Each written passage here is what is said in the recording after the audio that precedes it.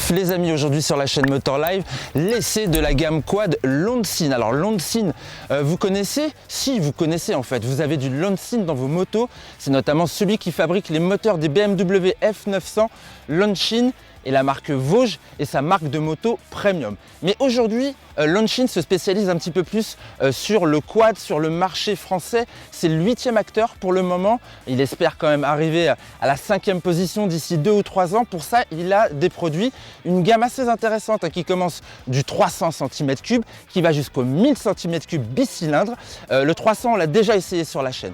Moi aujourd'hui, je vais me concentrer sur 3 modèles, le 550, version châssis long en L, le 700, pareil, châssis long, et la nouveauté, le 1000 est arrivé l'année dernière. Cette année, on a le droit à une version Landtrekker suréquipée. Il y a plein de petites choses sur ce Landtrekker, les bumpers, les feux longue portée. On a siège et poignée chauffante pour le pilote et le passager. On a également une malle arrière qui n'est pas présente ici, mais elle doit faire à peu près dans les 120 litres de stockage. Donc ça, c'est pas mal. Et ce qui est bien aussi, c'est que sur la plateforme 550 et 700, ils ont revu pas mal de choses. Ça se passe sur l'environnement de bord. On a des nouvelles poignées. On a également des nouveaux Komodo qui sont assez jolis. Ils ont revu pas mal de choses au niveau de la transmission pour faciliter la maintenance. Ça, c'est une très bonne chose. Il y a des colonnes de direction qui ont également été renforcées pour qu'il n'y ait pas de jeu évidemment sur le long terme. En fait, vous avez compris, les évolutions que porte Longines aujourd'hui vont dans l'idée d'accroître la longévité de ces bêtes de travail, parfois de loisirs. Longévité Longines, moi j'ai un terme, c'est la longévité. Je ne pourrais pas vous montrer aujourd'hui si justement c'est ultra fiable sur le long terme. En revanche, on va faire un petit tour, je vous emmène en balade. On est dans le sud de la France ici, sur les terres de Saint-Hilaire, pas très loin de Saint-Maximin-la-Seine-Baume. C'est la Provence, c'est magnifique. Il y a un petit peu de poussière, mais vous allez voir, le roulage est sympa. Allez, on se retrouve en plateau de fin pour faire un petit débrief justement de ces premiers tests. Allez, ils sont tous là. Là, on a le nouveau 1000 Landtrekker suréquipé. Là, on est sur le 1000 standard. Moi, je vais prendre le 550 et il y a aussi le 700 qui est là-bas. Je vous fais le commentaire sur le 550 parce que c'est quand même le fer de lance de la gamme. C'est le best-seller quelque part. Pas mal renouvelé cette année. Je vous en parlerai justement sur le plateau de fin. Allez, on est parti. Ce petit 550. Alors, c'est pas le plus petit dans la gamme. Il y a également un 300. Mais celui-ci, c'est celui de 46,5 chevaux avec une belle valeur de couple. Châssis long. Ah, c'est bien, c'est que il y a des watts et il y a du couple. Et il est vraiment sympa justement pour ça. Alors, il est assez stable parce qu'on est sur un châssis long.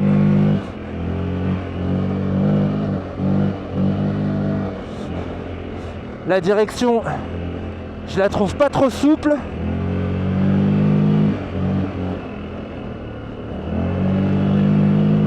Ah, c'est bien, il part bien. Il part bien. Braquage contre braquage. Wouhou! Ah, il tourne court, il est assez précis. Ça, c'est appréciable. Ouais, et par contre, il fait un gros bruit le moteur. Il fait un gros bruit ce mono. Ouais, c'est équilibré en suspate. Ouais, il est facile en vrai. Hop. Ouais, ça digère bien toutes les difficultés. On a de la stabilité. Freinage à gauche, tout est couplé bien évidemment au niveau de la poignée. Est-ce que je me fais un petit plaisir à repasser? Non, il y a d'autres endroits où on pourra mettre les 4 roues. Par contre, oui, pas de difficulté particulière ici pour passer en gamme courte. Allez, c'est reparti. Wouhou! Oh, ça passe partout. Ah, ça freine bien. Et puis il reste bien stable sur ses appuis au freinage. Hop, voilà, là c'est tricky.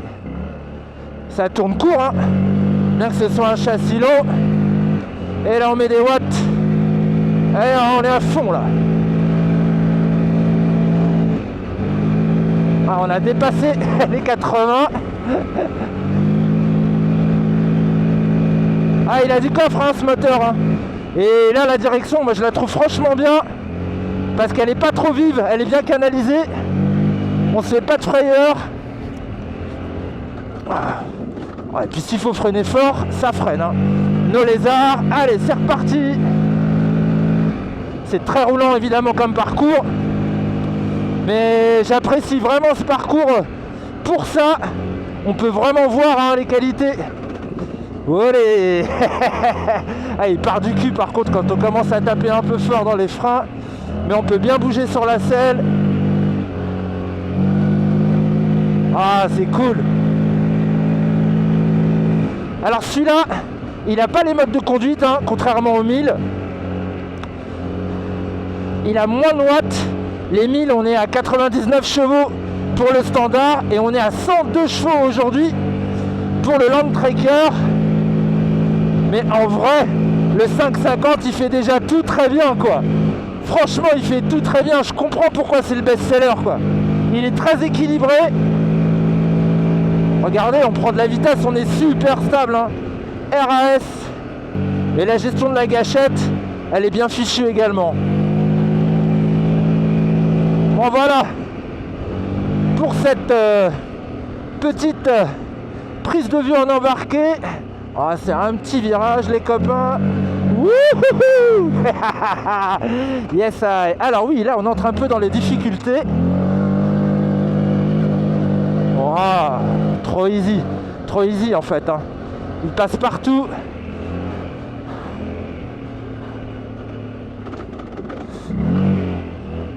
Hop. Allez, on va changer d'environnement où là, on va pouvoir prendre encore plus de vitesse. Oh, je m'en suis pris plein la gueule. T'as abîmé mon casque. Faut dire que le 1000 il a des watts, hein. Le 1000 il a des watts. Là on est à 46 chevaux, mais rapport au poids, je trouve que c'est tout à fait cohérent. Il est très très bien ce 550. Et le 700 finalement, il fait quasiment la même puissance. 46,5, 47,5 pour le 700. Mais lui il a plus de couple en fait. Le 700 faut vraiment l'envisager dans un cadre travail. D'autant plus avec sa transmission protégée. Allez, on est parti les copains. On va mettre gaz à fond et c'est parti. Alors, on va prendre de la vitesse, on va éprouver la stabilité. Je pourrais presque lâcher une main, mais je suis pas con non plus. Précision du châssis, vraiment on vise assez facilement. Bon, en fait on coupe pas, hein. Ici on coupe pas avec le 550, hein. Et là j'aime bien la selle. Parce que ok, on est sur un châssis long, mais il n'y a pas un siège rehaussé pour le passager. Et du coup je trouve ça plus agréable. Quand on est grand, on peut reculer un petit peu. Et ça, il est hyper rassurant. On se sent vraiment en confiance, hein. Il est posé, hein. Il est posé. Alors par contre, pas d'ABS. Ah voilà, c'est là. Yaha! Donc là on va rentrer dans les difficultés. Alors là ce que je vous propose les petits copains, c'est qu'on passe en 4 roues, Momo en 4 roues, motrice, je sais pas si on y voit quelque chose, parce qu'il a pris tellement cher mon truc quoi. C'est bon chef, on est parti. Les transmissions elles passent bien sur le 550. En revanche sur le 1000 des fois c'est un petit peu dur je trouve. Mais sur le 550 c'est bien employé. Par contre sur le 1000 l'avantage c'est que vous pouvez changer en roulant entre 2 roues motrices, 4 roues motrices et même le blocage du différentiel vous pouvez le faire en roulant. Allez, c'est parti. Et là, on va éprouver un petit peu plus de difficulté, mais guère plus. Il va y avoir des ornières. Mais là, en fait, on profite vraiment de sa compacité à ce 550. Même si c'est un châssis long, le châssis court arrivera bientôt. On est vraiment très très court, hein. Là, il est un petit peu moins joueur, bien évidemment. Pour autant, ça reste un bon franchisseur, un bon travailleur. Hop, grosse pierrasse, ça passe. Les suspensions sont vraiment bien nées, hein. Alors, qu'il n'y ait pas l'ABS sur le freinage, c'est pas pour me déplaire. L'avantage de l'ABS, vous le savez, c'est de pouvoir avoir des engins débridés. Mais je trouve qu'en termes de gestion du freinage, on peut avoir des ratés. Comme moi j'ai eu tout à l'heure, hein, au guidon du 1000. Si l'ABS se déclenche, vous rallongez vos distances. Alors que là, on n'a pas ce risque-là. Vu qu'il n'y a pas d'ABS, voilà, ça passe bien. Une grosse caillasse, ça passe. Là, c'est un peu plus technique le sous-bois. Pour autant, c'est vraiment pas une difficulté. Avec ce 550 X-Volt 4. Ah, je me sens en confiance, c'est incroyable. C'est un outil, hein. C'est pas un ennemi. Alors que le 1000, faut faire gaffe quand même, hein. Il a des watts le bicylindre. La petite grimpette, même pas peur, ça passe trop facile. Ah, ça part à droite. Ils sont pas mal ces pneus aussi. À profil plutôt carré que rond. Ça aussi, ça met en confiance parce qu'il y a vachement de stabilité. Ça amortit bien. Ah, je trouve qu'un petit peu plus de débattement, ça n'a pas été pour me déplaire. Oui, alors ce qui est bien, c'est qu'on le fait vraiment facilement tourner en 2 roues motrices. C'est trop facile. C'est trop facile. Position debout, on est bien aussi. Sauf que le guidon, je trouve qu'il est un petit peu bas sur le 550. Bon, petite fin de roulage, c'était sympa, le parcours était au top. Pas très difficile, mais une dizaine de kilomètres qui permettent vraiment de voir le caractère de chacune des machines. 550, 700, 1000. On va d'abord aller sur 550. Le petit mais costaud, ce 550L, et puis joueur, ça c'est ce qu'on aime. Moi ce que j'aime bien sur ce moteur, j'allais dire oui, en fait sur cet engin, c'est son petit moteur. On est sur le monocylindre justement qui fait combien exactement 499,5 cm3. On a 46 chevaux, si je dis pas de bêtises, c'est ça. Et on a une valeur de couple de 53 Nm de couple. Ce qui est intéressant, c'est qu'il n'est pas non plus très lourd, hein. On est à peu près à 399 kg, 400 kg. Il est aussi compact pour un châssis long. C'est intéressant parce qu'il va avoir de la stabilité. Moi j'ai beaucoup aimé justement cette talent, cette réactivité qu'on a à la gâchette. Il est limité forcément en vitesse de pointe. On le voit sur les longs droits. On a réussi à prendre quand même dans les 70 km/h. C'est assez notable. En termes de suspension, ça va, c'est peut-être là que le bas blesse un petit peu. Je m'explique. En fait, sur les chemins, tant qu'on a un rythme coulé, c'est plutôt sympa. Dès qu'on prend plutôt le côté loisir par rapport au côté utilitaire et qu'on commence à enquiller un petit peu, on sent que les débattements sont quand même un petit peu limités et c'est assez ferme. Donc finalement, on va peut-être dire que pour la balade, ça manquerait peut-être un petit peu de confort. Voilà, mais après pour le reste, moi ce que j'aime beaucoup, c'est que malgré le fait qu'on ait le siège passager, il n'y a pas de réhausse là au niveau justement du passager. Et moi qui suis grand, je peux bien me reculer, on peut bien se porter aussi debout. Comme je vous le disais sur mon commentaire embarqué, il est un petit peu bas le guidon pour moi, mais bon, franchement ça le fait pour la plupart des pilotes. C'est quand même assez intéressant. Ce qui est assez intéressant également, c'est le prix. Alors, j'ai envie de vous parler du 300 qui lui est à 4199 €, c'est l'entrée de gamme. Et là, avec le 550, finalement, ça s'enflamme pas trop au niveau des tarifs. On est exactement à 6299 €, garantie 3 ans. C'est la promesse Longines. Je ne sais pas ce que vous en pensez. Moi, je le trouve quand même bien fabriqué. Il est quand même assez pratique avec ses racks. La petite boîte derrière qui a été réduite justement parce qu'ils ont vu qu'à l'usage sur l'ancienne version, parfois ça touchait. Il reste encore pas mal d'espace de rangement. Non, c'est plutôt pratique. Il est bien étudié et il est vraiment joueur. Très facile à faire bouger. Il n'y a pas d'ABS dessus. Il y a un EPS par contre pour la direction. Ça, on aime bien parce que ça facilite justement le bras de levier.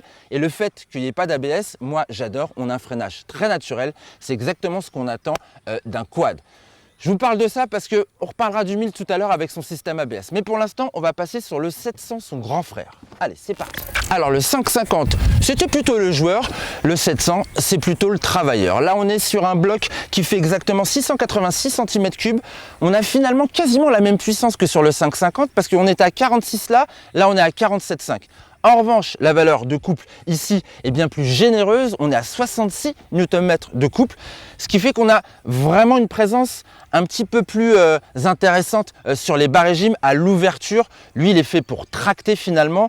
Et dans les évolutions que Longines a apportées justement à cette plateforme, sur ce modèle-là uniquement, on va avoir une transmission qui va baigner dans l'huile.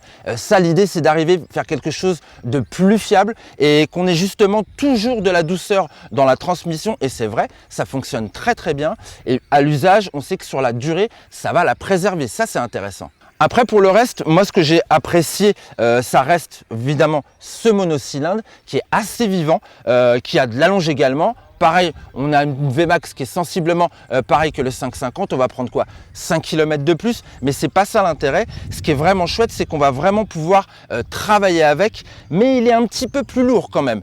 Finalement, dans un usage loisir, comme je vous disais, moi je préfère le 550. Mais bon, c'est quand même une proposition intéressante sur le segment 700. Pourquoi? Parce qu'évidemment, il y a un prix. On est à 7 299 € sur ce 700L. 700L, donc qui n'existe que en version longue. Le Wolf 500L aussi. Par contre, ce que je ne vous ai pas dit, c'est qu'il y a une version courte qui arrive prochainement. Mais je vous en reparle à la fin avec les prix. Maintenant, ce que je vous propose, c'est d'aller vers la star de la gamme, le nouveau Landtrekker. Allez, go! Et nous voilà à bord du X-Wolf 1000 Landtrekker. Donc par rapport au 1000 standard qu'on avait déjà vu les années précédentes, il y a pas mal d'évolutions. Voilà, c'est déjà toute la partie à vivre est vraiment sympa avec tout le capotage, la belle instrumentation assez haute. Point fort aussi, grosse évolution, c'est qu'aujourd'hui on va avoir une accélération électronique. Fini le câble, on passe par un ride-by-wire. Ride-by-wire qui va nous permettre d'avoir des modes de conduite normal, mode de conduite sport ou mode de conduite work. Bien évidemment, je suis un peu bête comme garçon. Moi, ce que j'adore, c'est le mode de conduite sport. On va avoir les 99 chevaux fournis par ce bicylindre. Je vous le dis comme ça. En fait, sur la présentation presse, on a des versions chinoises qui arrivent quand même à 102 chevaux. 102 chevaux, c'est important pour un 1000. C'est un petit peu la meilleure valeur qu'on a pu voir aujourd'hui sur le marché. Sauf que j'en parlais avec le directeur technique de chez Lansin. Il m'expliquait qu'avec l'homologation européenne, on va certainement revenir à la puissance qu'on connaissait jusqu'alors, les fameux 99 chevaux. 99 chevaux pour une valeur de couple de 101 Nm. Oui, celui-là, il arrache le bitume. Il y a vraiment des watts et il y a une toute nouvelle gestion avec cette poignée électronique, cette gâchette électronique. Alors, au démarrage, il y a un petit angle intense. En fait, il est moins prompt à décoller que le standard avec sa gâchette à câble. En revanche, après, moi, ce que j'apprécie, c'est la finesse de dosage. On dose plus facilement la gâchette en mode électronique. On est moins sur du on-off. Et ça peut s'apprécier parce que finalement, il faut considérer ce véhicule comme un engin de loisir un petit peu luxueux. Il a un siège passager qui est plutôt bien justement pensé, selle chauffante pour le passager aussi, je vous l'ai dit, poignée chauffante de série. Donc vraiment celui-ci avec sa protection, on part sur de la balade, avec sa capacité d'emport également. Et donc du coup ces performances, elles sont vraiment bien lorsqu'on est à deux et qu'on veut rouler plutôt vite. Je vous dirai pas les vitesses qu'on a pris, c'est pas très légal. En même temps on était sur un chemin privé, mais ça avance pépère, il avance et il avance. Lui, ce qu'il va avoir comme point fort, ça va être ses suspensions. Elles sont vraiment bien nées. On a quelque chose de très bien fait en termes d'hydraulique pour avoir du confort, mais également pour avoir de la rigueur en fait. Et le châssis est assez large, grand empattement, plutôt long, donc on est vraiment bien posé. Ce phénomène est également renforcé par le fait qu'on ait des pneus quand même assez plats, donc quand on va arriver dans les dévers, on va vraiment retrouver de la stabilité. Il fait pas du tout peur en fait, il est très facile à prendre en main. Moi, je l'apprécie sincèrement. Par contre, ce que j'ai trouvé un petit peu perfectible, ça va être au niveau du freinage. Je trouve qu'il manque un petit peu de force sur le freinage.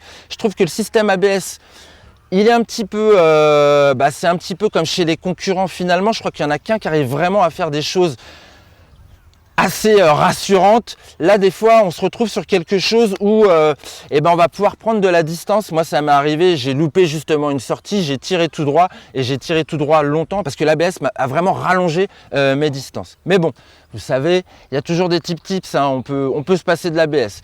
Il doit y avoir des tutos sur internet, je vous dis ça, je vous dis rien. Mais je vous le dis quand même.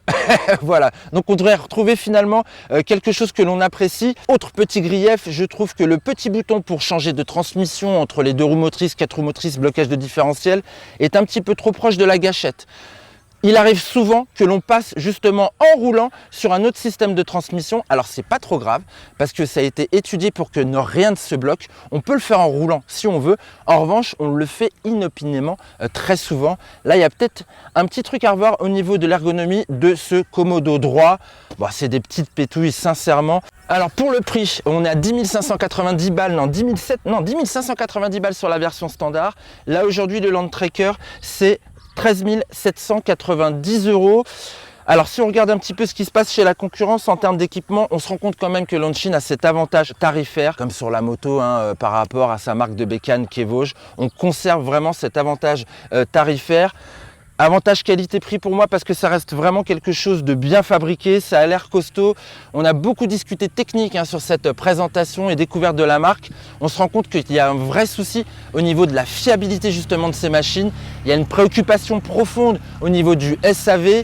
Comme on nous l'expliquait, en fait, Longines, c'est pas non plus une structure incroyable, mais ils font tout chez eux. Et donc, ça permet d'avoir quelque chose d'assez réactif s'il y a une évolution à faire. C'est vrai, on le voit déjà cette année avec les 550 et les 700, ils ont été assez rapides pour amener des évolutions.